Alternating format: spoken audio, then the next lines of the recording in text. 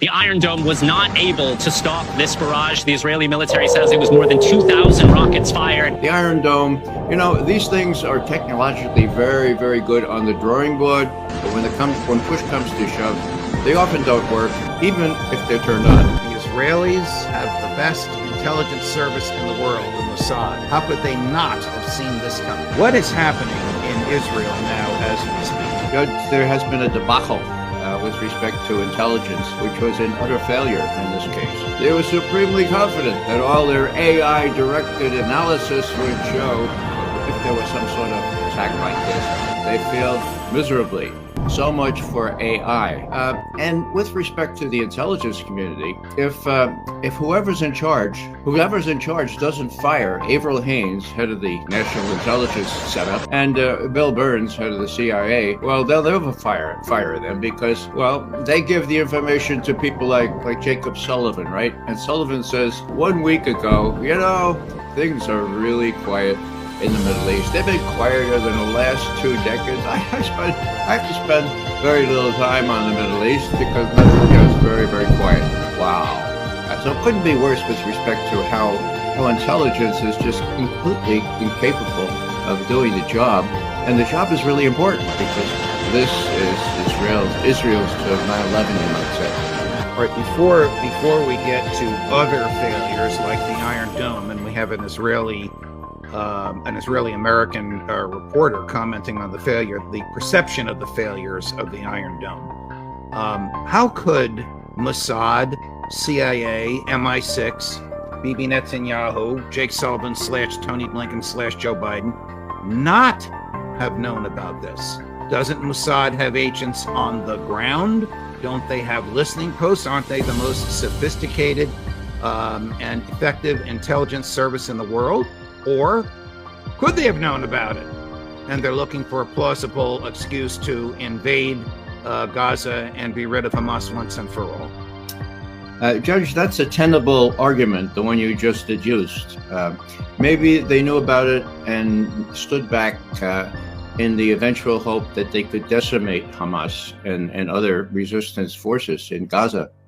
My own view is that that's a stretch. I think this is such an embarrassment to Israel. So many people killed that I think it's rather a factor of Hamas's accomplished deception operation.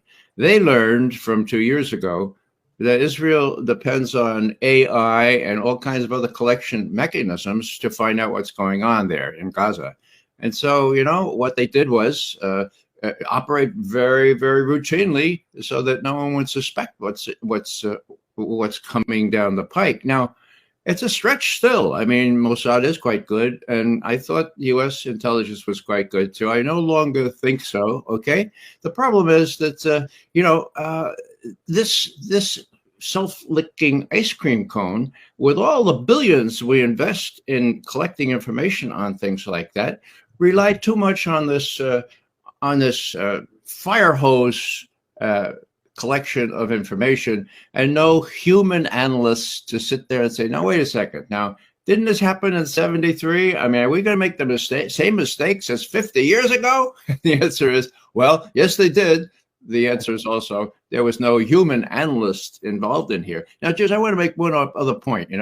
If people depend on this degree to AI and automated systems and computers and so forth, what happens? What happens when there's a flare-up of indications of an ICBM attack on Russia or vice versa on the United States? My God, these are the same people. Are they going to knee-jerkedly react and say, "Oh, this is it. Okay, folks, let it rip"?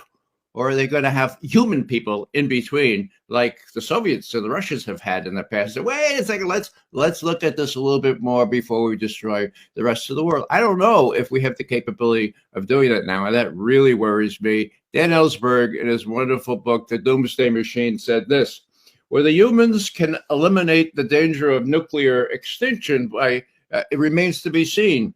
I choose to act as though it's possible. Well, let's hope it's possible.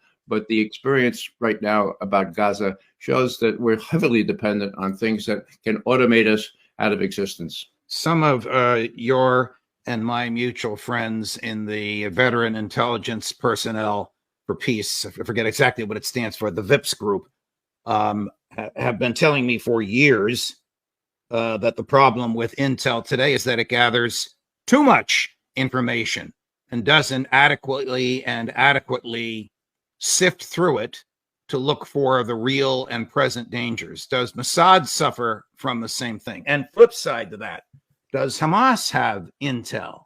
And is its intel on the ground in Israel? Well, Hamas has outwitted Israel. Let's face it. That's what the evidence shows me. With respect to the fire hose that I mentioned before, right, this is all that information coming in. The challenge has always been, that is always last 20 years, okay, having additionally or equally viable and effective ways to analyze it. And you can't do that real well with computers, okay? So the processing of this information, to deal with this fire hose, the technology has faltered. And here's a golden opportunity. Here's a very good example of that, what happened in Gaza. They have all these photos, but who's going to make some sense out of these photos? The photo interpretation used to be done by the CIA, and it was somewhat independent.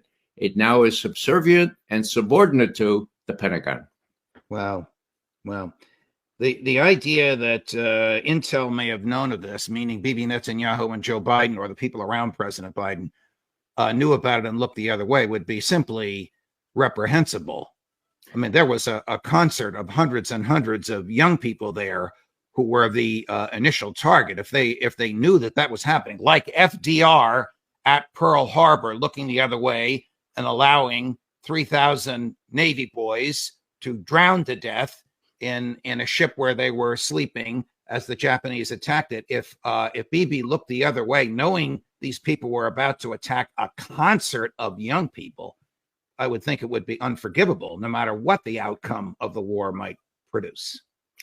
Well, Judge, when the Israelis attacked the USS Liberty, killing 34 U.S. sailors and wounding 170 others, that was unforgivable, too. Guess what? Did we attack back? Did anybody get prosecuted? Did we do anything in return? LBJ called the retaliatory forces aircraft back from the Ticonderoga and other aircraft carriers in the area. He didn't want to, in his words, embarrass a good ally at this particular point in time. So, yeah, unconscionable, but it's happened before.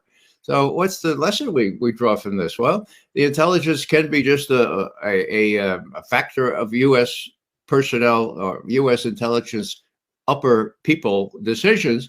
And in this case, will you have Jake Sullivan standing up a week ago saying, the Middle East has never been quieter. I spent very little time on it, and we don't have to worry about that anymore. That's what he said 1 week ago. So it kind of is a stretch for me to think, although it's a tenable argument, that this was allowed by Israel and by the United States in the hope that they could demolish Hamas definitively.